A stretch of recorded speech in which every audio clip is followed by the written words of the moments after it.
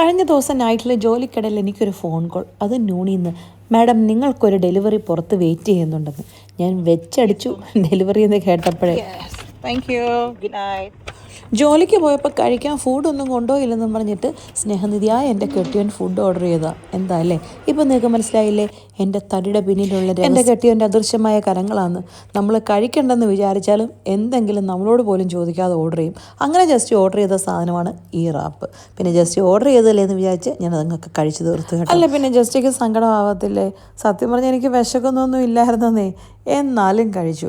അങ്ങനെ ജോലിയെല്ലാം കഴിഞ്ഞ് ഇനി നമ്മൾ നേരെ പോകുന്നതാണ് ലോണ്ട്രി ഡിപ്പാർട്ട്മെൻറ്റിലേക്ക്. നമ്മുടെ യൂണിഫോം വാഷ് ചെയ്യാൻ കൊടുക്കുന്നത് ഇവിടെയാണ്. കൊടുക്കാനൊന്നുമില്ലായിരുന്നെങ്കിലും വാങ്ങാനുണ്ടായിരുന്നു എൻ്റെ യൂണിഫോം. കളക്ഷൻ നമ്പർ കാണുമ്പോഴേ അറിയത്തില്ലേ, എല്ലാ ദിവസവും യൂണിഫോം വാഷ് ചെയ്യാൻ കൊടുക്കുന്ന ആളൊന്നും അല്ല ഞാൻ. എല്ലാ ദിവസവും അല്ല, എല്ലാ ആഴ്ചയും കൊടുക്കാറില്ല.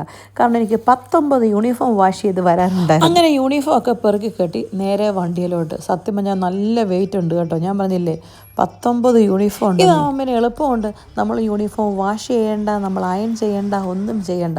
വാഷ് ചെയ്ത് അയൺ ചെയ്ത് നല്ല സൂപ്പറായിട്ട് കിട്ടും. ഇട്ടുകൊണ്ടിങ്ങനെ പോന്നാൽ മതി. എന്തെളുപ്പം അല്ലേ? ഞാനിപ്പോൾ ഈ വിജനമായ റോഡ് നിങ്ങളെ കാണിച്ചത് എന്തിനാണെന്നറിയോ? സിഗ്നലൊക്കെ കണ്ടില്ലേ, ഒരു വണ്ടി പോലും ഇല്ല.